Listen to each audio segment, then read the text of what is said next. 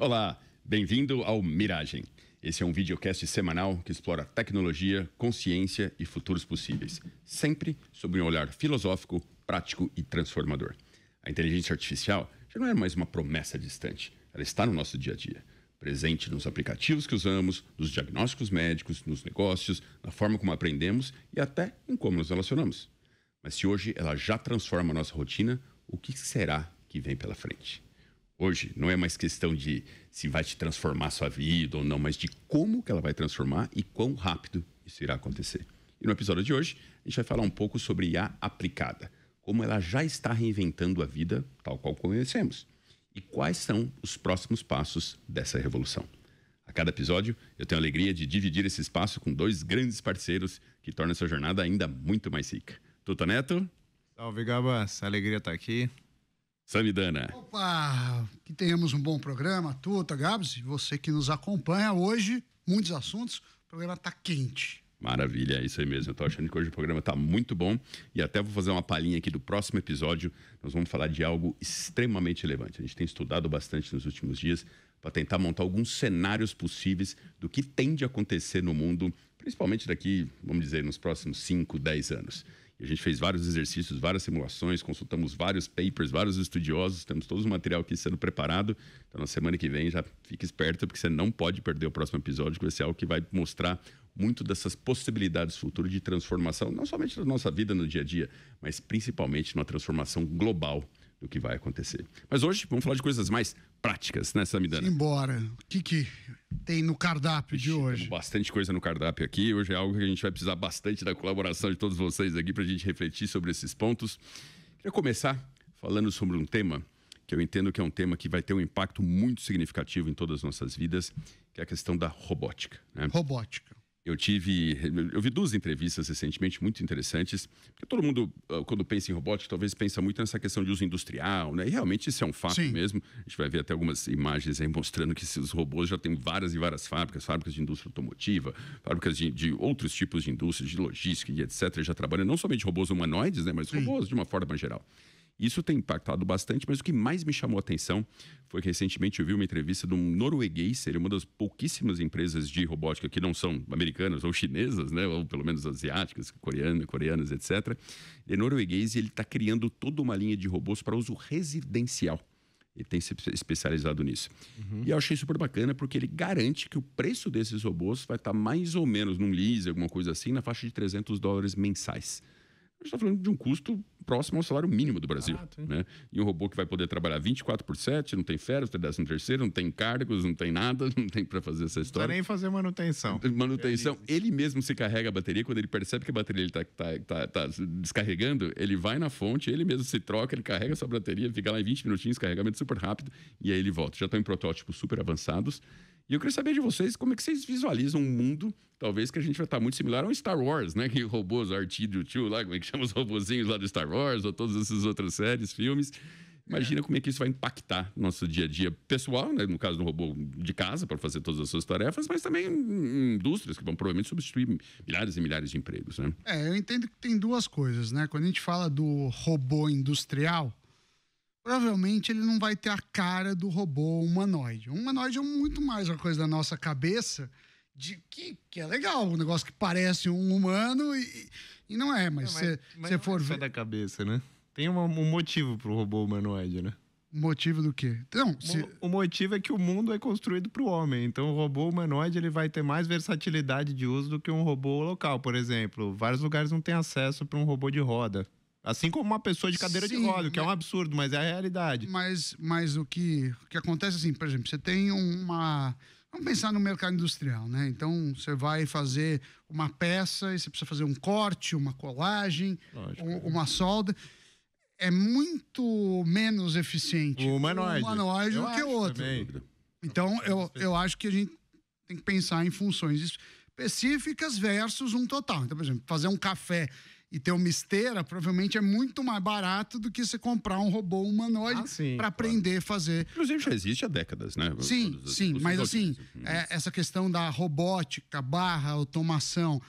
Acho que o lance é a integração com a inteligência artificial. A integração disso. Então aí começa a ter dois paradoxos, né? O primeiro, pelo que você fala, dessa empresa, ela tira o paradoxo do dinheiro. Porque um dos medos que tem, e a gente já falou em outros episódios, é assim, você vai ter uma desigualdade maior, porque você vai ter as pessoas que têm acesso aos robôs e a maioria não vai ter, então essas pessoas vão ser muito mais eficientes, elas vão ter muito mais facilidades do que os outros. E a segunda questão é a questão de como o robô vai aprender. Porque quando você fala desses robôs específicos em uma fábrica, é relativamente controlado o ambiente. Quando eu tenho que fazer um robô que faz café para qualquer tipo de máquina, utensílio, tamanho da bancada, isso vai envolver muito mais recursos, seja de sensores, seja de análise de dados. E aí tem uma questão que começa a ser barrar na segurança e na ética. Tá bom, eu vou ter uma babá robô. Você deixaria seu filho? Porque quando a IA alucina, generativo, você fala, beleza. É um chat, não vai atrapalhar muito. Quando eu tenho um humano, mas quando é um robô tomando decisões e alucina, você pode ter uma causa mais grave e até perigosa para o humano. Então, acho que a gente vai passar para uma discussão, né, do que é uma segurança, do que é a ética de um protocolo. E acho que vai ser, né? Aos poucos, né? Mas aqui você já vê robôs hoje. Assim, tem um monte de brasileiro que compra o robô lá chinês. Você já deve ter visto. Então, veio aqui na Jovem Pan. Veio aqui na Jovem Pan. Ventura trouxe aqui pra gente. Não, teve também. É meio assustador. Mas ele não faz nada hoje. Mas que é uma coisa que a gente não fala. Ele é pesado. Quando a gente fala, por exemplo, desses carros autônomos que cada vez mais a gente vê surgir, não deixa de ser um robô sobre 4 rodas. Mas porque ele toma as decisões, ele faz o que ele tem que fazer. E também tem as mesmas questões de segurança, até mais. Né? Mas aí ele tem tem alta velocidade que pode ser uma arma. Mas ele se parece mais com um robô. Ele seria um robô não humanoide, né? Sem dúvida, um robô industrial. Mas ele entra nesse problema de coisas perigosas, né? Exato. Pô, Sim, é um carro. tá dirigindo. Mas aí você está fazendo ele para uma função única e específica. Sim. E ele está sendo testado à exaustão para essa função, né? A Tesla já tem quantos anos? Já deve ter uma década, talvez? Mais. Não, com carro... De autônomo? Com autônomo. Não, autônomo 8 pode ser. anos, Pode 7 ser por aí. anos, não sei. Então. Então, mas isso já está sendo testado, você já tem isso.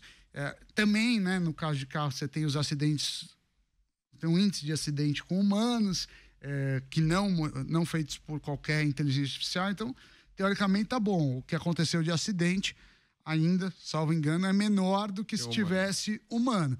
Por mais que você possa reclamar, e eu acho que deve, tem uma questão assim, mas quantos acidentes os humanos não erram?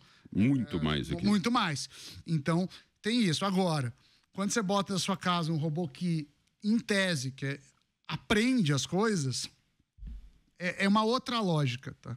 É uma outra lógica. Agora tem umas vantagens, né? Como esses robôs estão conectados em rede com inteligência artificial, quando um robô aprende alguma coisa, automaticamente todos os robôs aprendem aquela mesma coisa. É uma inteligência compartilhada. Então você tem uma evolução de aprendizagem numa velocidade incomensuravelmente maior do que o ser humano. Que você está em 1 milhão de casos, está aprendendo todo acontece dia. Em qualquer lugar do mundo, lá no Vietnã, o robô aprendeu alguma coisa, automaticamente o robô aqui no Brasil vai aprender também. Isso faz uma diferença. Só para completar 2 coisas que a gente ficou pendentes aqui. Primeiro, essa empresa norueguesa a empresa chama OneX, 1X. O nome da empresa é fabricado numa cidade na Noruega chamada Moss. Moss é uma cidade que é uma empresa que já captou muito recurso já e está crescendo bastante. Tem investidores de peso, o OpenAI investidora de peso, a Nvidia investidora também. Então já tem investidores grandes aí acontecendo. O próprio SoftBank também investe. E o que vocês comentaram da Tesla com robô autônomo, os primeiros carros autônomos com autopilot foram lançados em 2014 e 2015. Então, tem uma década. Uma década que já existe com autopilot, né? A Tesla já existe desde 2008. Mas aí tá ligado ao carregamento elétrico. Exato. E regulamentação. Eu lembro que eu morei nos Estados Unidos uma época, em 2018, e eu tinha esses Teslas com autopilot e tudo. Ele dirigia tudo. Eu lembro que uma vez eu estava com meu pai, ele estava no banco de trás, eu dirigindo, entrou na curva, botei o autopilot e virei para trás para conversar com ele, o carro fazendo a curva sozinho. Meu pai apavorou, não, pelo amor de Deus, põe a mão na direção e tal e tudo.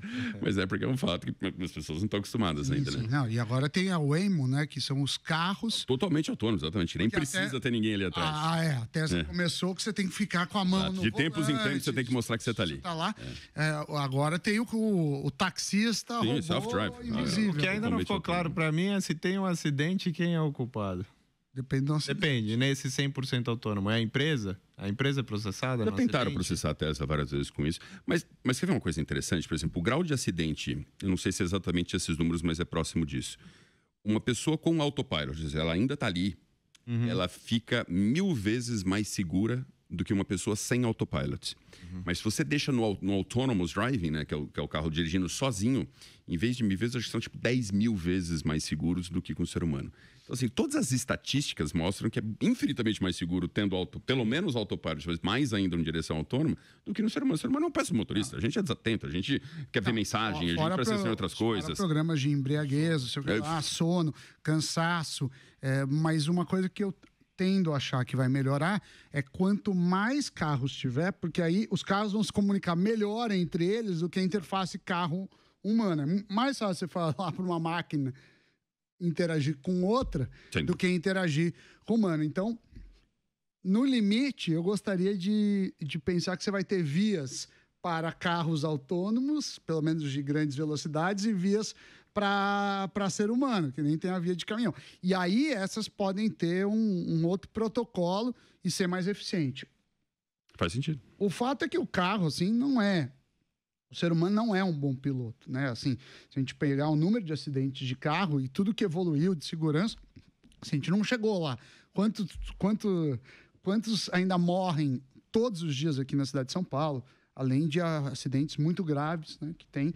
Então, assim, mas não sei, essa questão legal que você falou, de quem que é a culpa, né? O robô não, é porque era um dos quesitos de problema, né? E aí eu não sei se foi solucionado ou não, porque agora que estão entrando esses autônomos, que 100%, o robotáxi, essa outra que vocês citaram, eu queria saber qual que foi o veredito, assim, para quem ficou a culpa é da empresa? Eu lembro que tem ou os é o cara que comprou o carro e botou na rua, então fica no nome dele?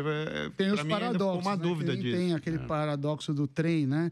De um lado tem uma velhinha, do outro criança. Se tiver um imprevisto, qual que você vai matar? Porque algumas decisões... Envolvem minimização de risco, mas alguma coisa vai ter. É isso. Ó, dados, nós tivemos a gente tem mais ou menos um pouco mais de 1 milhão de acidentes de carro por ano no Brasil, sendo próximo de 35 mil fatais. É bastante. É um número grande. E precisa pegar o número de carros, a frequência que eles usam, para a gente fazer. No Brasil, imagino que da frota de carro no Brasil deve ser perto de uns 70 milhões de carros. Antes, deixa eu dar um recadinho rápido para vocês. Boa. O Mirage tem o apoio da Fresh Codes, uma empresa que entende do poder da inteligência artificial para expandir o potencial humano.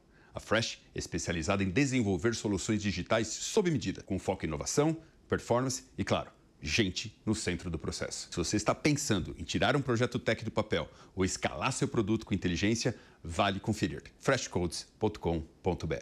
Bom, essa parte de robótica a gente já falou bastante aqui, né? Em outros episódios a gente até comentou do impacto em geração de emprego, no que isso pode acontecer. Acho que já é um tema bastante debatido e bastante preocupante, né, para a gente entender, porque as previsões são de para 2040 perto de 10 bilhões de robôs. Isso muito provavelmente é maior do que a população total global. Certamente a população vem diminuindo. Mais de né? Claro, muito provavelmente 2, 3. Vários. E aí você está falando robôs em geral. Em geral, não somente humanoides. Não somente humanoides, exato. A gente já tem, né? Depende da concepção. Um elevador pode ser, não deixa de ser um robô. Não estou considerando isso. Então, não, precisa ver a concepção. Exato. Qual a definição do que é esse robô? O que é um robô, né? Robô é uma máquina. Acho que é o novo robô que estão querendo é esse robô um pouquinho mais perto, né? Integrado com IA em algum nível. Todo robô é integrado. Mesmo o elevador, claro, alguns prédios não, mas aqueles prédios que ele olha o fluxo, já tem uma inteligência ali. Já tem uma inteligência de teoria de filas, de alguma coisa assim. Agora, câmera, a gente está aqui no estúdio, tem câmera robô. Essa câmera é uma câmera robô. A gente tem aqui no estúdio câmeras que são manuseadas por seres humanos e outras que são robôs. Então, assim, acho que para o robô humanoide, a gente está pensando em um robô que seja único e que ele tenha inúmeras utilidades. Então, ele não vai só fazer café. Exato. Ele vai passar roupa, ele vai fazer a cama, ele vai ser uma babá, ele vai eventualmente ser um professor. Não sei. E aí, a ideia é essa. Aí eu acho que a gente está falando um robô multiagente. E aí, precisa ver como que ele vai se adaptar aos utensílios. Hoje ainda, como você falou, ele é muito pesado, ele é muito caro e Por enquanto, que eu vi, assim, das pessoas, já vi várias vezes pessoas, até o da Jovem Pan, que acho que foi uma empresa que trouxe, ele é um robô que não faz nada, assim, ele anda, ele acelera... mas não tem nenhuma utilidade, é só curiosidade. Ele não conseguiu ter uma utilidade prática disso. Para a indústria, sem dúvida, ele é menos eficiente do que aquelas máquinas, né, focadas... Não é feito para isso. Agora, tem uns detalhes interessantes. Esse robô específico dessa empresa One X, né, o One X, ele tem 5'4" de altura, isso em metros dá mais ou menos 50... mais ou menos 1,62 m, 1,63 m, entre 1,63 m e 64 m, até que é uma altura boa. E ele pesa, se eu não me engano, uns 70 pounds, isso dá mais ou menos 32 quilos, mais ou menos, então ele acaba sendo leve. E desempenha todas as funções. Curiosamente, eu achava que o detalhe da mão, da precisão da mão, de pegar um copo, era mais... Não é. Parece que isso é uma coisa que já estão totalmente resolvidos, já está muito mais tranquilo. Quanto ele aperta, quanto ele não aperta. Está com uma sensibilidade melhor, inclusive, do que a própria mente humana já. Isso o fundador dessa empresa comentando nessa entrevista. E uma coisa engraçada, eram duas perguntas engraçadas, uma você vai gostar. Perguntaram para ele assim, por que não faz um robô com 6 braços? Ia ser muito mais útil, né? Porque, um robô para trabalhar na cozinha. Por que você precisa ter só 2 braços? Se ele tivesse 4 braços, ele podia pegar mais coisas na cozinha, acelerar e tal. Mas a resposta dele eu achei super interessante, que é o corpo humano, ele não é feito assim por acaso, ele tem um aspecto funcional da inteligência da natureza e da evolução das espécies e tudo mais que definiu essa forma. Então, por incrível que pareça, essa forma é a forma mais funcional, otimizada para ser mais funcional do que existe. Então, a natureza, obviamente, ela tem uma sabedoria sensacional, né? E isso mostra na própria concepção do próprio corpo humano e própria evolução das espécies. A gente foi saindo de 4, né? E foi indo e certamente chegou nessa forma. Então, esse é um dado interessante. Outro dado interessante é a questão da cabeça, né? Porque, teoricamente, a gente tem a cabeça para proteger o cérebro. Né? É um pouco da fundo. Por que serve o crânio? Tudo isso que a gente tem para proteger o cérebro, e aí fica tudo muito perto. Mas faz sentido para eles terem, esses robôs terem cabeça, que teoricamente não precisaria, porque eles não têm um cérebro para proteger. Mas é uma questão, primeiro, de... E nem olhos, eles podem ter sensor para olhar por qualquer aspecto. Não precisa ter igual a gente que olha aqui em cima. Né? Não tem outros, né? Eles têm vários outros sensores, câmeras, multissensorial e tudo mais. Mas tem um lance interessante de ter a cabeça para a questão da centralização de todos os aspectos de captação desses sensores com relação ao processamento em si. Então tem que ter uma central de comando de processamento. É similar ao que acontece com o ser humano. Então aí a gente acaba vendo que a natureza tem uma sabedoria que, por mais que às vezes a gente queira inventar modas, acaba mais fácil copiar a natureza, que acaba dando mais certo. Bom, eu estou muito curioso com essa questão de robótica. Eu sou um que teria fácil logo de cara. Tá louco para demitir a funcionária, né? Não é por isso não, acho que é legal. Eu teria como... Você imagina um robô, cara, que o que você pede para ele, ele faz... Bom, quem interage hoje com ele, eu até brinco, eu tenho o maior prazer do mundo de interagir com essas ferramentas, GPT-5, Grok, Manus, DeepSeek, Gemini, tudo que tem, eu uso todos. Por quê? Porque eles são assim... Eles entendem de primeira, eles fazem exatamente tudo aquilo que você pede, eles são extremamente vastos em conhecimento, porque eles pesquisam absolutamente tudo de tudo, então eles sabem de tudo, você consegue interagir, trocar, aprimorando as respostas dele ao longo do tempo. Então, se você sabe usar, é uma ferramenta sensacional. Difícil estimar, mas assim, o que eu substituí de necessidade de pessoas pelo fato de ter isso comigo, é quase que dá para ter uma empresa só você tendo uma AI junto, porque é muitas multifunções, né? Imagina, fazer uma pesquisa, fazer um projeto, fazer um business plan, fazer uma análise de mercado. Cara, você precisaria contratar institutos, demorava meses para fazer isso e custaria $200, $300 mil para ter um negócio desse, que você faz hoje em minutos. Se você souber interagir, souber cobrar, tiver senso crítico, né? Se for desenvolvido essa área, é sensacional. Mas imagina isso um robô do teu lado, que faz ainda, que a definição de robô é o quê? É a transição da inteligência artificial toda para o mundo físico. Né, para uma ação no mundo físico. Sim, a robótica é um pouco isso, né? Você combina algoritmos com braços mecânicos. Sensores. Então, essa integração com sensores.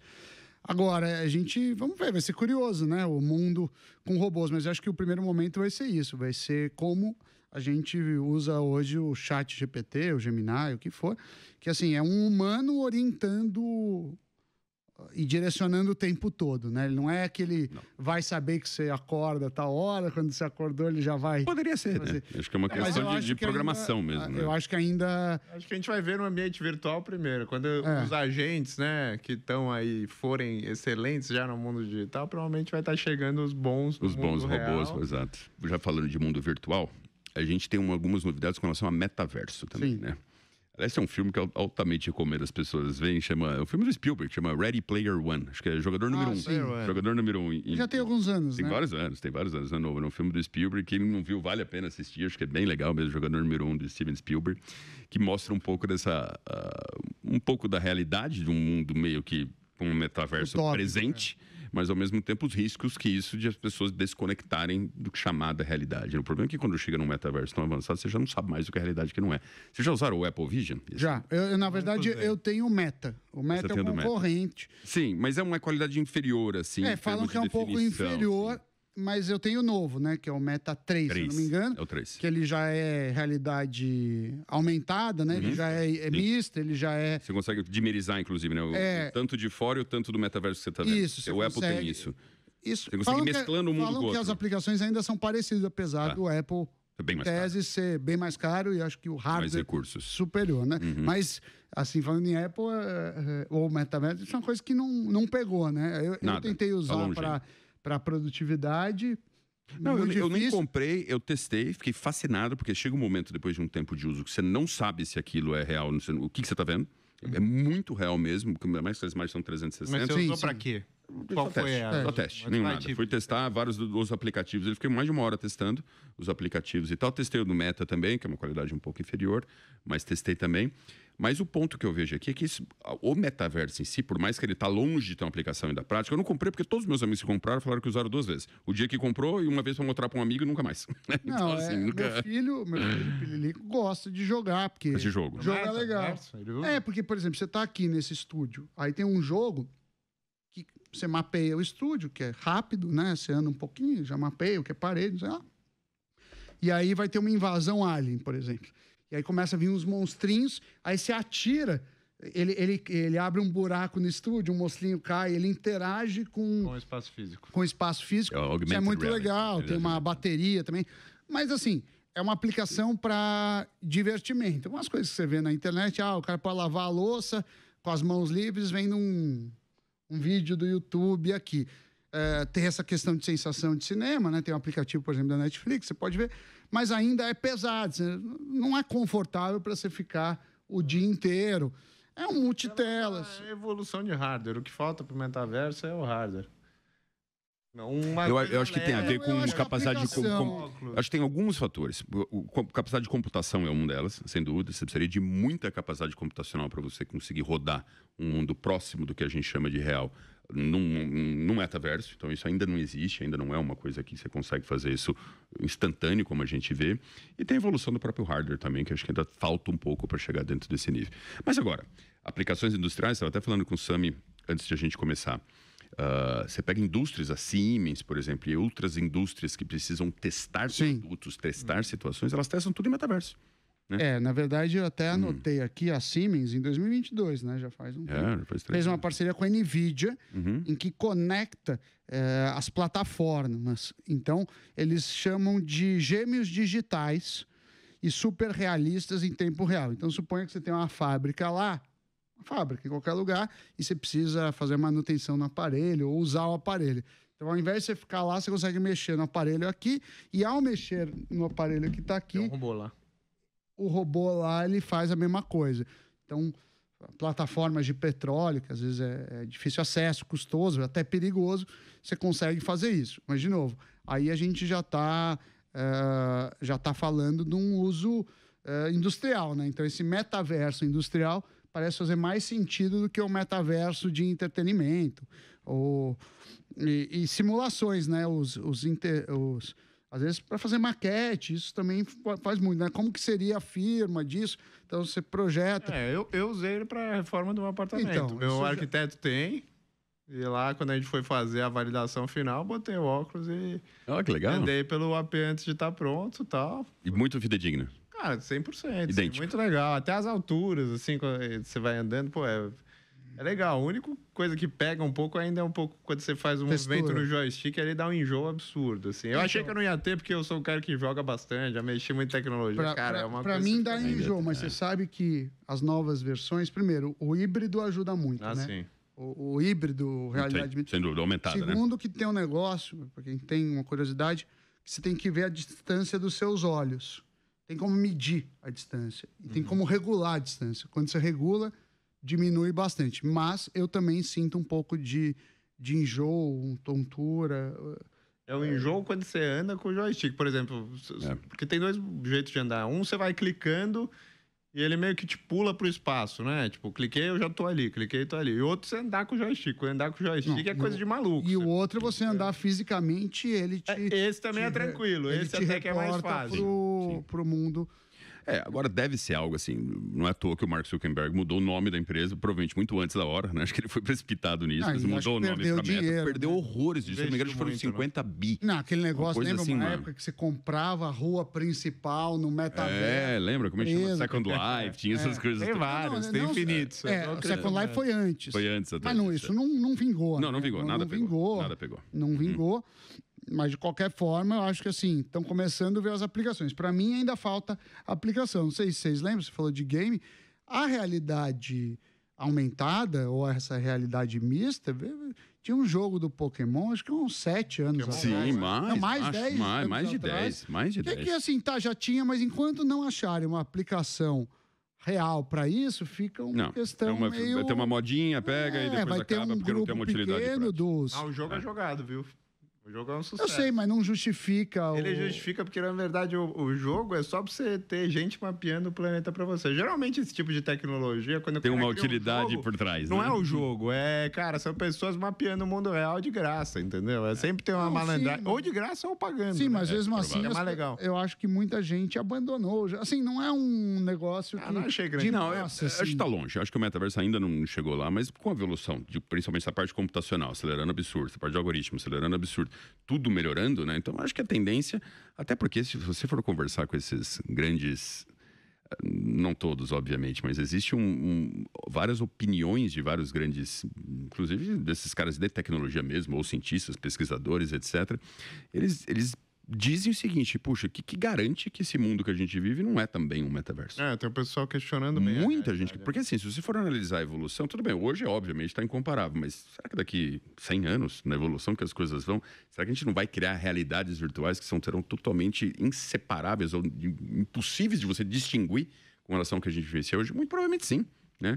Muito provavelmente se a gente queria, acho que é um tema mais filosófico, um outro tema aqui. A barreira é o BCI lá, né? O Brain Computer Interface. Eu acho que quando você tiver isso, aí deve acelerar esse processo. Ganha uma velocidade maior. Talvez você nem dependa do olho mais, né? Você receba a informação. Para quem não sabe o que a gente está dizendo, existe uma tecnologia chamada BCI, né? Que é Brain Computer Interface, que é como se fosse uma interface do computador com o próprio cérebro. E isso tem empresas fazendo isso. Sim, a Neuralink. A Neuralink, do Elon Musk, uma das mais famosas, fazendo isso dentro do próprio cérebro, com implantes e chips dentro do próprio cérebro. Outras são externos, né? Então é só mais por vibrações, campos magnéticos, reações e tal, que são muito menos invasivas. Mas é uma tecnologia que deve evoluir muito. E eu quero até encerrar essa parte do programa da Jovem Pan, fazer uma pergunta mais filosófica para vocês aqui. Quero saber se, Sam, começar com você. Você usaria algo que conectasse direto no teu cérebro, pudesse fazer download, upload de informações? Como é que seria isso? Usaria. Eu acho que eu não gostaria de ser o primeiro, porque você tem algumas questões de segurança e tem umas questões de ética, né? Assim, até que ponto o chip pode alterar minha personalidade ou minhas decisões? E, de novo, IA alucina. Hoje alucina. Como que funciona quando alucina? Mas tem um caso que é um caso que foi usado na Neuralink, que é as pessoas que têm paralisia. Começaram isso com doenças, exato. E aí cegueira, a pessoa... Né? Cegueira, no caso cegueira, que foi curado. Aí a assimetria de ganhos barra perdas... Risco, exato. É isso, mas assim, você vai ser um super-humano, né? Você vai ter um humano... Ciborgue, né? Ciborgue. Mas aí tem gente também falando que... se você tiver tudo mais fácil, talvez você perca algumas linhas de raciocínio, assim, o meio de chegar. Que não usa atrofia, né? Isso então, mas próprio corpo aí humano. Será que isso é importante ou não? Mas sim, eu usaria. Eu espero estar vivo ainda quando isso chegar em massas. Vai estar. Não vai demorar muito assim, não. Eu acho que primeiro vai chegar para as pessoas que têm algum tipo de... não, já é assim, né? Já tem é que hoje mesmo para as pessoas que têm algum problema ainda é muito difícil o acesso, né? Muito difícil. Tuto, e você? Usaria? Usaria, eu fico mais empolgado para as externas, né? Para não ter que botar uma coisa dentro do meu cérebro e também para uma interface que leia meus pensamentos mais do que me devolva. Talvez seja interessante o conceito de ingestar informação no cérebro, mas Só de você ter uma interface que, pô, leia o que a sua imaginação tá falando, porque às vezes é difícil você traduzir em palavras, né? O processo de ter uma ideia e botar ela para fora é muito complicado. Se tivesse uma interface que consegue ler essa ideia e dar vida a ela mais rápido, seria uma coisa fantástica. Mas aí tem uma questão também que entra, que é a questão de privacidade, né? Você não vai ter privacidade nem dos seus pensamentos. Mas eu acho que já acabou isso. Dos seus pensamentos você ainda tem. Sim, mas acho que o pensamento, as pessoas vão dar pouca relevância para ele, você quer dizer. Porque a gente tem um apego aos pensamentos. Sim. Mas na verdade, cara, isso é um processo natural do corpo. Mas todo mundo vai saber o que você pensa, como pensa, não sei o que lá. E o ser humano... mas ele vai ver que ele não pensa muito diferente, né? Não, mas você pensa assim também, é tudo meio igual. O ser humano, por exemplo, uma das habilidades do ser humano é mentir. É simular... Sem dúvida. Muitas vezes por sobrevivência. Uma criança, não. Você vê uma criança que tem um filho pequenininho... Com 5 anos já começa a mentir. Não, sim, mas um filho... Se ele não gosta da amiguinha, ele vai lá e dá um tapa na amiguinha, ele empurra, ele chora. O ser humano, ele aprende a, entre aspas, mentir para fazer um convívio. Você fala assim, pô, eu não posso dar um soco no meu amigo, porque amanhã... Tem uma questão de ética, então, educação, quer dizer, sociedade. E existe um equilíbrio nisso. E aí, acho que novos equilíbrios vão... Mas sem dúvida, os relacionamentos serão diferentes. Vai andando entre benefícios open source locais fechados, benefícios outsourcing com maior tecnologia, a pessoa vai escolher o que... Se é que vai migrar para isso, a pessoa vai escolher o que acha melhor. Eu acharia melhor você pôr e usar, entendeu? Eu não queria estar sempre com mas já chip no cérebro. Já estão desenvolvendo. Pô, põe aqui, é legal. Já tem um menos intrusivo. Já tem. Tá evoluindo rápido isso aí. Assim, a previsão para 2030 já ter fins comerciais, já está utilizando em fins de escalas comerciais. Animado. Bom, infelizmente nosso tempo aqui na Jovem Pan está se esgotando, mas antes eu queria deixar essa pergunta para você. Metaverso, essa questão de robótica, essa questão de BCI, se conectar ao cérebro, como é que você analisa tudo isso? Você usaria um BCI? Você faria parte desses metaversos? Você teria esses robôs dentro de casa? Eu acho que é uma pergunta que, inevitavelmente, nós vamos nos deparar com isso e do jeito que estão as coisas, bem rapidamente. Talvez aí até virar a próxima década, 2030, 2031, isso já seja uma realidade para muitas pessoas. Claro, sempre começa num valor um pouco mais alto, mas depois a tendência é ir democratizando isso e reduzindo os preços. Então, imagina como é que será a sua vida a partir do momento que você, teus filhos, tua família, toda tiver acesso a tudo isso, tuas empresas, teus negócios, teu trabalho. Certamente será uma grande revolução que teremos. É isso, então nós vamos ficando por aqui. Se você quiser continuar assistindo, nós vamos continuar batendo um papo aqui por mais uma meia horinha. Vá no canal do YouTube do Miragem Podcast. Lá você vai ter a oportunidade de poder acompanhar esse episódio completo, tudo que nós vamos falar daqui para frente, que a gente vai se aprofundar mais nesses temas ainda e trazer outros temas super relevantes. E para aquele que está nos acompanhando no Jovem Pan, muito obrigado pela audiência, um grande abraço para vocês e até a próxima semana. Bom, vamos lá, mais um tema para a gente tratar aqui. Então, já falando de robótica, já falando de BCI, já falando de metaverso. Queria falar um pouquinho com vocês sobre essa questão de exploração espacial, né? Eu não sei vocês, mas quando eu era criança, acho que meu primeiro desejo em termos de profissão era ser astronauta. Acho que eu e a grande maioria dos jovens, né? E na época que eu era criança, foi na época que estava no auge esses filmes de Star Wars, né? Guerra nas Estrelas, também veio da Jedi. Da própria Guerra Fria, né? Que estimulou muito, né? Uhum. Exato. Então foi uma coisa assim que eu sempre fui fascinado por descobrir o que tem. Será que um dia a gente vai poder fazer viagens entre outros países, outros planetas? Será que existem outros planetas habitáveis, né? Tudo que tem gente. Sempre foi uma curiosidade muito grande minha.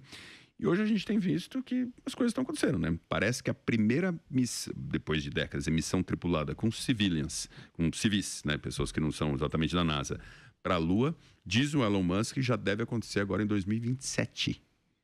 Já... Só de 2 anos de hoje. Vai ter a opção de falar, puxa, quero dar um pulinho na Lua. E aí? Vocês iriam?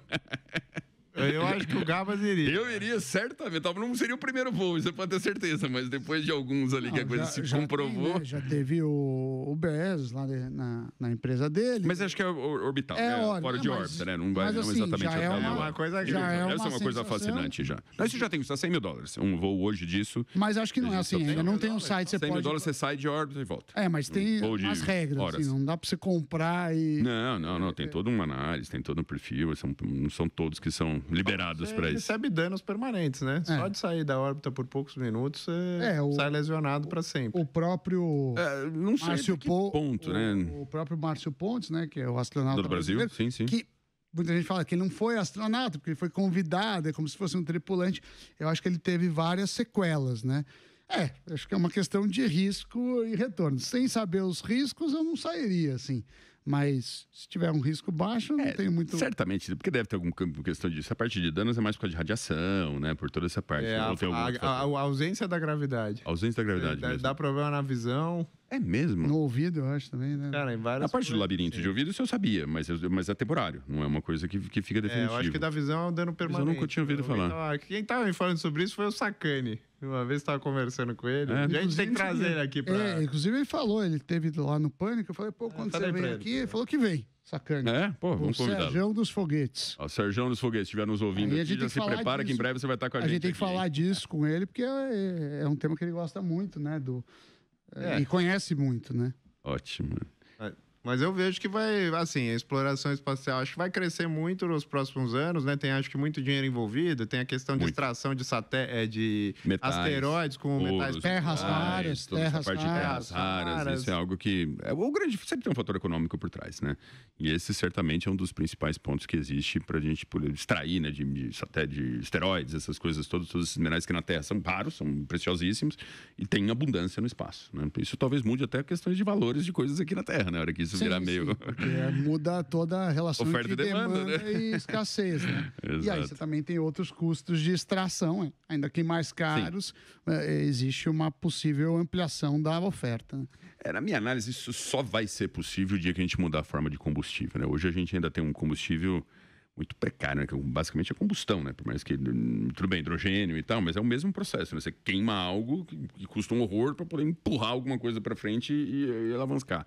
Eu acho que ainda faltam fontes de energias e tecnologias que certamente com IA e do jeito que as coisas serão descobertas nos próximos anos, que vão facilitar muito essa questão de acesso à energia e, portanto, acesso a transporte, logísticas, etc. Porque hoje ainda é muito caro, né? Você pega um custo de voo comercial, que seja.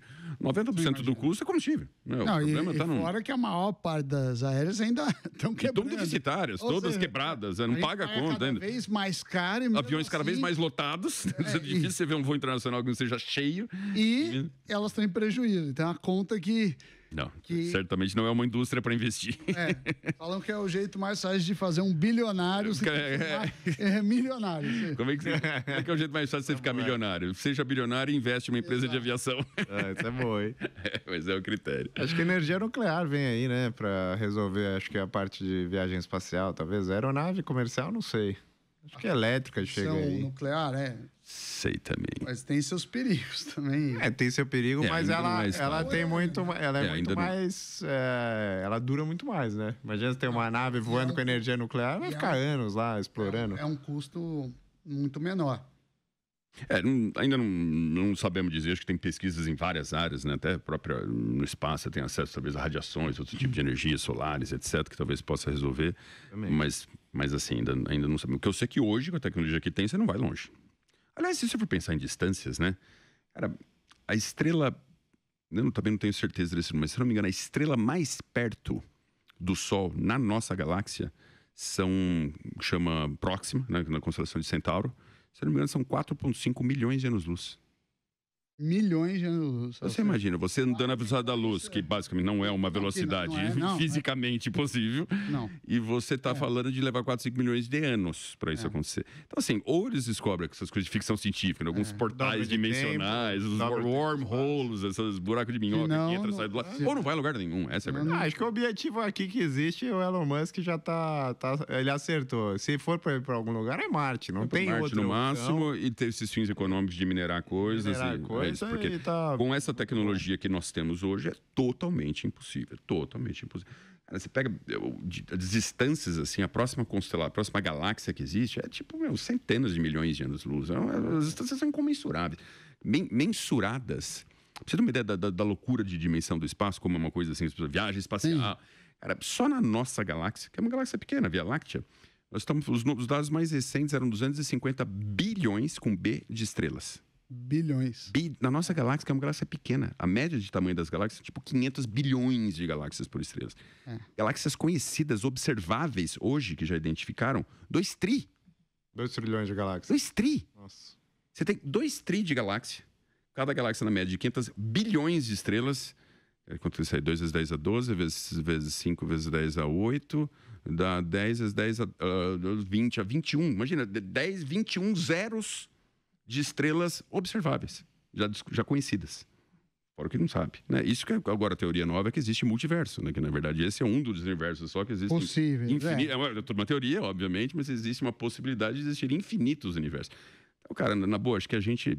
que na verdade... A gente meio que muito focadinho no nosso mundinho, na nossa vidinha aqui, mas a vida é infinitamente mais vasta e ampla do que tudo isso, né? E eu acho que essas tecnologias, até pelo próprio tempo do universo, claro que isso é tudo ficção, mas se você pegar para ver, o universo, se não me engano, tem 13,8 bilhões de anos, últimos dados oficiais. A Terra tem mais ou menos 4,5 bi de anos. Né? Também os dados oficiais. O Sol tem mais ou menos 5 bi de anos, demorou uns 500 milhões de anos para surgir a Terra. Mas se você for comparar isso com o resto do universo, se é que por acaso surgiu vida em algum outro lugar, pode ter surgido vida em lugares tipo 5, 6, 7 bilhões de anos antes daqui. Você imagina que isso em termos de evolução, né? Se segue o mesmo padrão que eu já morreram, né? Ou já foram há muito tempo, já estão em outros lugares, já mudaram de planeta, já sei lá o que fizeram, né?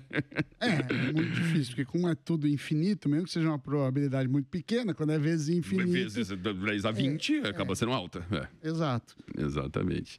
Não, eu estou curioso essa questão de exploração espacial. Eu acho que isso vai acabar motivando a descoberta de novas fontes de tecnologia, inclusive renováveis, né? Acho que pode ser algo bem interessante aqui, até por questão de preservação do planeta, etc. Acho que pode dar grandes coisas boas aqui. Mas pelo lado curioso também, né? Tem um overview effect, né? Que todos os astronautas que saem de órbita, eles comentam. Sim, que dá uma bugada. E nenhum gosta de falar sobre isso. Eles não gostam de falar, mas todos que vão, eles comentam que nunca mais a perspectiva de vida deles é a mesma. Eu ouvi uma vez uma entrevista do Armstrong, e ele fala uma coisa sensacional. Ele fala, puxa, quando você vê a Terra de cima, você não vê as fronteiras dos países. Sim. E você não sabe por que porra, é tanta briga entre povos. Por que um povo briga com o outro? Por que tem tanto isso? O cara de cima é uma coisa só, é só um planeta. O que esse povo burro fica brigando de desigualdade, preconceito e guerra? É tão pequeno, né? É uma coisa, cara, é um planetinho, uma bola flutuando no meio de um vazio gigantesco, uma coisa vasta. A gente acabou de falar das dimensões. E o ser humano tem essa tendência de ficar nessa... Mas também é uma coisa preciosa, porque não importa onde a gente olha, a gente não acha uma igual a nossa aqui. Ah, bom. Falam, outro dia eu tava vendo um postzinho no Instagram que é isso, o diamante no espectro universal, ele é infinitamente mais abundante do que uma árvore, que você não achou em nenhum planeta até hoje, né? É uma coisa a se pensar também, né? Sem dúvida, sem dúvida. Ou talvez a gente conheça muito pouco desse universo, nessa vastidão, né? Também é muito provável, né? Então, por mais que a gente tenha várias sondas, né? Mas não vai longe, né? Não tem como ir longe, né? Tudo meio por radiações, por interferências, não tem? Acho que ainda... Acho que a mais longe que foi, acabou de passar de Plutão agora, se não me engano. No Oort, lá no cinturão ali. Sempre eles vão fazer uma sonda inicial, até... Não tem o OVNI que tá chegando na Terra, vocês não estão... Eu vi o asteroide, que eles estão achando que não é bem asteroide. Exato, assim, parece... Em breve a gente vai saber. Tá vindo aí. Quando que é? Eu vi essa matéria, não lembro da data exatamente. Ano que vem, o ano que vem, se não me engano. Não sei se vocês viram em alta velocidade. Mas já tem vários... A princípio achava que era um asteroide, mas eles começaram a fazer análises e viram que ele tem propriedades que não se caracterizam como um asteroide, que parece que aquilo tem uma vida meio própria, né? Que ele faz movimentos meio que não deveriam fazer. E aí estão supondo que possa ser alguma sonda extraterrestre, alguma coisa desse tipo. Nós vamos saber em breve, vamos ver como isso. Apesar que, bom, quem quiser acreditar nessas teorias, acho que tem muita coisa aí já... Material de sobra, né, para falar disso. Não é o objetivo aqui, nós não vamos falar disso hoje. Não é o caso. Mas quem quiser falar disso, tem o Serjão. Olha lá. É Ciência Sem Fronteiras, aqui é mais IA. Não, lá é mais ciência, para o nosso tema aqui. Voltando sobre IA, eu tenho um tema aqui que aconteceu essa semana. Foi uma pesquisa da Universidade UCLA, Universidade da Califórnia, né, no campus de Los Angeles, junto com a UC Riverside. Eles conseguiram um feito que eu acho que tem potencial para revolucionar todos esses aspectos de evolução das tecnologias. Eu estou falando de quantum computing, né, que é computação quântica. Para vocês terem, aquele que não conhece muito o tema, em linguagens bem leigas aqui, as simulações que eles fazem com computação quântica é o melhor computador da Terra hoje, nesse formato digital, né, analógico, 01, que é como todos os processamentos são feitos. Eles, mais ou menos, o que eles levariam bilhões de anos para calcular, através de quantum computer, a gente consegue fazer em 5 minutos. Então, a proporção é assim, algo... Não dá nem para imaginar. Uma coisa de 5 minutos versus algo de... Se não me engano, acho que era 30 bilhões, 40 bilhões. É mais do que o tempo de vida do próprio... Bilhões de anos. É bilhões de vezes mais rápido. Isso abre portas para uma série de coisas, porque tudo que hoje demora, e processamento é um dos grandes fatores limitantes, inclusive para a superinteligência. Né? Você tem basicamente 3 fatores limitantes. A parte algorítmica, a parte de processamento de dados, computação, e a parte de energia, né? Que esse é o grande gargalo, porque a energia vai faltar, não, isso já é fato. Os Estados Unidos, na última década, aumentou o parque de produção de energia em 5%. Bom. Cara, e assim, e a previsão é que para 2030 a utilização só de IA seja mais de 10 trilhões de terawatts, alguma coisa assim, que representa 20% do consumo hoje americano. Então, assim, já não consegue mais catch up, já não consegue mais acompanhar, já não consegue mais pegar. Não dá mais. Mas a China teve bons saltos. A então, China está muito na frente nisso, porque estão investindo em tudo que é tipo de energia, existia solar abundante, foram 600 gigawatts só esse ano até agora. A China está fazendo o dever de casa.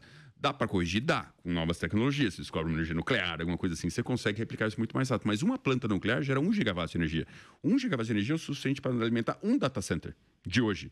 Mas os caras estão falando de fazer data center assim, de, cara, 1 milhão de GPUs, 10 milhões de GPUs, 100 milhões de GPUs, 1 trilhão já estão chegando a falar de chegar nesse nível. Então são coisas assim, demanda de energia é brutal. Então o grande fator limitante é a energia. Mas a parte de computação, obviamente, caminha junto e pode ser um grande exponencial nessa história. Com quantum computing, tudo isso seria resolvido. Qual que era o problema? Até então, toda e qualquer utilização de quantum computing estava vinculado a uma temperatura de zero absoluto. O zero absoluto é o 0 Kelvin, uma escala Kelvin de temperatura, que é menos 273 graus Celsius. E também falam que é quase impossível de... É muito difícil chegar, até porque muda o estado, né? Vira meio plasma. Cara, é um negócio assim, que, zero absoluto é muito difícil você manter. Para resfriar nesse grau, com de energia absurda, não é estável no meio ambiente e tal. O que esses pesquisadores conseguiram? Eles conseguiram uma nova substância, através de engenharia de materiais, também utilizando inteligência artificial, que conseguiram estabilizar todas essas oscilações quânticas na temperatura ambiente. Se não me engano, chama sulfato de tantalamina, alguma coisa assim, eu não sei o nome. No Personal Quantum Computer? Se isso acontecer, se isso de fato se comprovar em escala industrial, porque eles conseguiram fazer isso no laboratório. Mas se conseguir, você imagina, você viabiliza a infinidade de testes de próprio quantum computing para virar a escala industrial, para você ter no seu computador pessoal, e isso abre um mundo, assim, eu não sei se dá para vocês terem uma noção, mas assim, a preocupação com todos os sistemas de criptografia, de segurança do mundo, Pentágono, NASA, banco, sistema financeiro, Bitcoin, tudo, na verdade, à medida que você tenha essa questão do quantum computing, tudo passa a ficar em risco, né? Porque é algo que, puxa, ninguém sabe o que é essa velocidade de processamento de dados que isso pode acontecer. Eu vi 2 papers sobre quantum computing, um de mais ou menos 25 anos e um recente. Ambos diziam a mesma coisa no final. Parece que os cálculos são feitos num universo paralelo. É tão rápido. Eles não acreditam que segue esse tempo nosso. Não tem como num tempo nosso fazer o que a gente não consegue nem medir. Não dá para medir, é tudo nanosegundos e tal. Então eles acham que acontece, que cria um universo paralelo, os cálculos são feitos lá e volta para o nosso instantaneamente. Tal rápido que é a história. Sami, quero ouvir de você isso aqui, porque isso é algo... Não, é assim, como você falou, né? Tem o binário, que é 0, 1, e o quanto que eles conseguem emular. Então vira um negócio que pode assumir vários valores e aí exponencializa o processamento. A gente já chegou a tocar nesse assunto. Acho que todos os parâmetros do mundo mudam com isso, né? Primeiro, quem vai ter acesso, como vai ser, porque aí toda a criptografia de bancos passa a não funcionar. A gente até fala de criptomoedas, mas isso acho que é secundário. Enfim, tudo que... As bases do mundo de segurança caem. Então, isso eu acho que vai ser feito com algum protocolo entre países e eu acho que vai ser feito aos poucos, assim. Eu acho que a tecnologia, como várias vezes, né, chega muito antes da aplicação e eu acho que eles vão ser muito cautelosos. Assim, eu acho muito perigoso. Por isso, a gente não muda a noção de tempo, muda a noção de custo de qualquer coisa e isso deixa as coisas problemáticas, né? Pois é. Tuta? Eu posso falar, acho a computação quântica está tão longe da minha mente, eu não sei nem o que eu faria com ela. Já tá bom demais, prática, né? Esses computadores que eu tô mais tão preocupado com o próximo AI, com o AI terminar o fluxo ali completo, me fazer uma função 100%. É uma coisa muito além, né, cara? Acho que vai para criação de materiais, soluções complexas, de problemas ultra complexos. Cura para todas as doenças, solução de energia alternativa, renovável, gratuita. Eu acho que aí tá o benefício. Entendimento de todas as leis de física, as leis de matemática, que isso vai te fazer ter um domínio de toda a natureza. Inclusive, a gente tem controle eletromagnético, né? Das duas grandes forças da natureza, tem eletromagnetismo e gravitacional. A gente tem controle eletromagnetismo há muito tempo já, né? Sim. Mas a gente usa mal, né? A gente não sabe usar direito. Você tem corrente elétrica, você tem campo, você faz exames. Cara, milhões de aplicações médicas.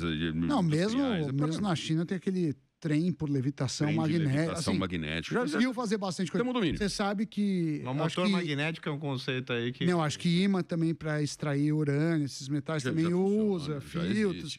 Assim, A gente tem um bom domínio. Agora, energia gravitacional não temos nenhum domínio ainda. Cara, ninguém conseguiu mexer em campos gravitacionais, alterar a gravitacional. Ninguém criar antigravidade. Quem criar isso? Aí transporte entre planeta é fácil, né? Porque não tem gravidade, você sobe, vai, transporte, porque resolve. Mas não só isso, tudo muda, né? Cara, você consegue com civilizações suspensas. Imagina, é um negócio totalmente... eu acho que a gente mas não descobrimos ainda. Mas, teoricamente, assim, da mesma forma que há 200 anos era impossível você ter esse domínio do eletromagnetismo, cara, talvez daqui a 100 anos, se você ter um domínio gravitacional, possa ser uma realidade. Aí, cara, muda o mundo. Mas qual é o ponto que eu queria trazer aqui de quantum computer? Que nós já estamos nos finalmente do nosso programa aqui de hoje.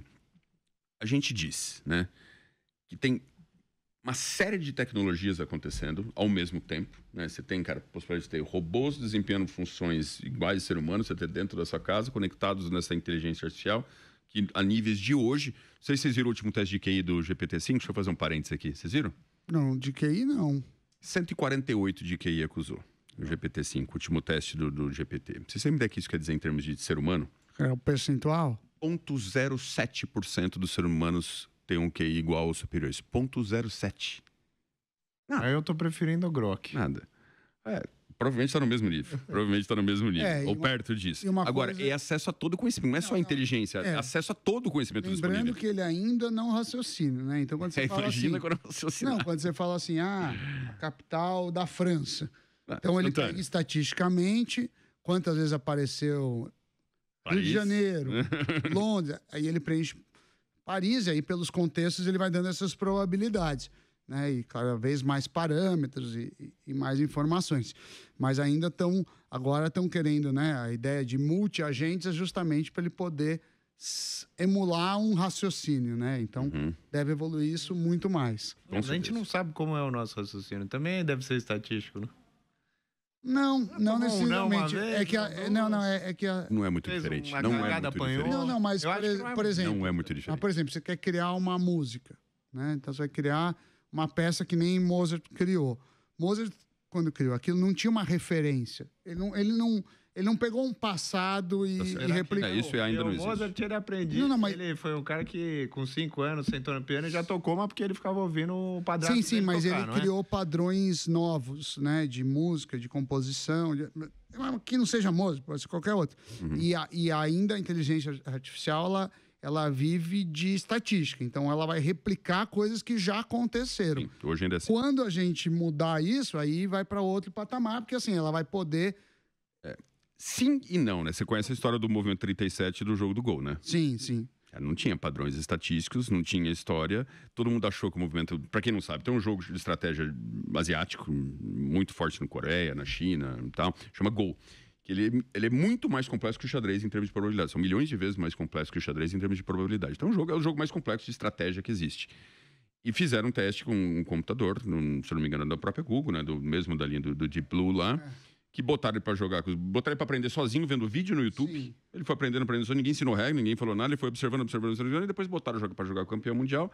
Num segundo ou terceiro jogo lá, ele faz um movimento que é chamado de lance 37, que é um movimento de total criatividade, que ninguém nunca tinha visto acontecer. Sim. E, pior do que isso, todos os analistas que estavam analisando o jogo, vendo o jogo, acharam que ele tinha errado e falaram, vai perder. E ele só ganhou o jogo para aquele movimento. Então isso mas a gente tem que lembrar que o jogo Go, né? Ele aprendeu as regras e as possibilidades são finitas, né? Quase. Não. Ainda que sejam muito grandes, existe um tabuleiro finito. Tá. É que nem o xadrez. Sim. No sentido assim... Sim. Matematicamente você consegue ter previsibilidade. Você vai prevendo 10, 100, 1 milhão de jogadas futuras. Estatisticamente não é infinito. Sim. Diferente da música, que é infinito de fato, né? Então, mas enfim... Mas não deixa eles terem... Mas eu concordo com você, ainda não tem... também, 12 sons, né? Dividido em 12 sons, pelo menos como a gente trabalha hoje, né? Tem seus padrões. Então, assim, tem o ritmo, então, assim, tem seus padrões. E é matemático, né? E música, quem conhece um pouco de música a fundo, sabe que é puramente matemático. As escalas são puramente matemáticas, segue as mesmas frequências, segue a série de Fibonacci, cara, é matemático. Como tudo, até a linguagem é matemática, em última instância. O universo tem esse quê matemático, né? Tudo meio escalável. Mas, falando desse quantum computing, imagine isso no impacto em inteligência artificial, para a gente encerrar o programa de hoje aqui.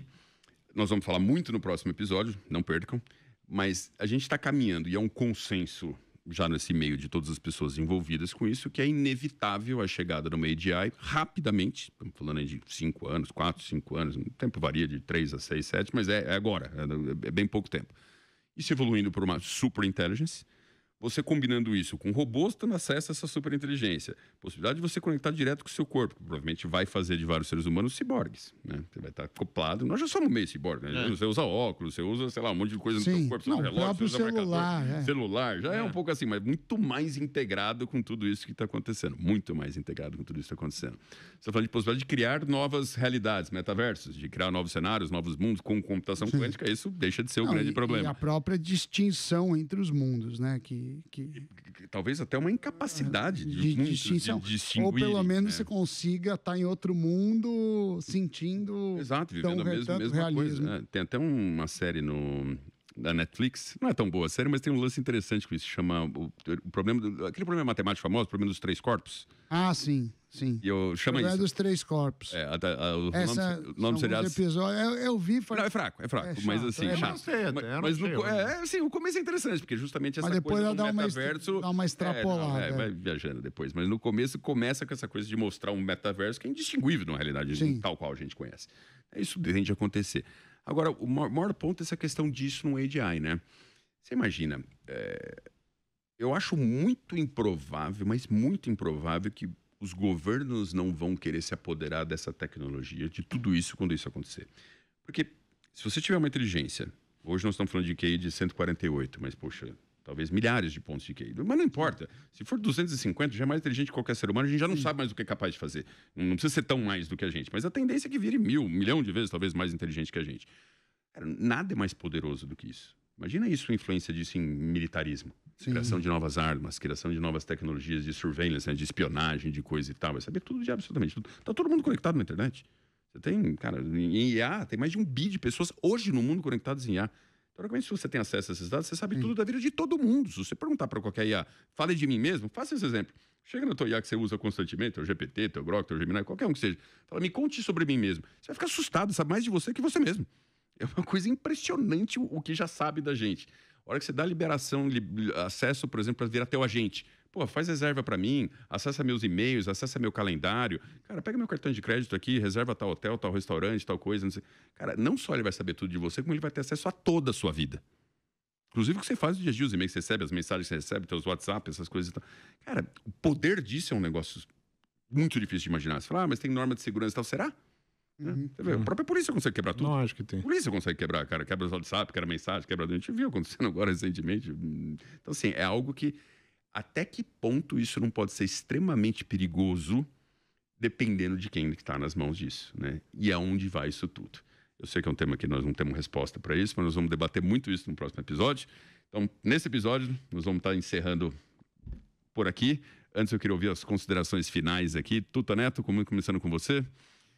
Falamos de bastante coisa que pode impactar o mundo aí com aplicações sensíveis para a humanidade como um todo. É isso. Como é que você está nesse cenário todo? Assim, eu sigo otimista e eu gosto das inovações, eu gosto de ver como o homem vai performar diante dessas realidades novas. Acho que o mundo é para os humanos, então, sei lá, as tecnologias estão aí para a gente, pelo menos por enquanto. Se mudar esse paradigma, aí vai ser ruim. Eu acho que tem várias provocações que a gente faz aqui.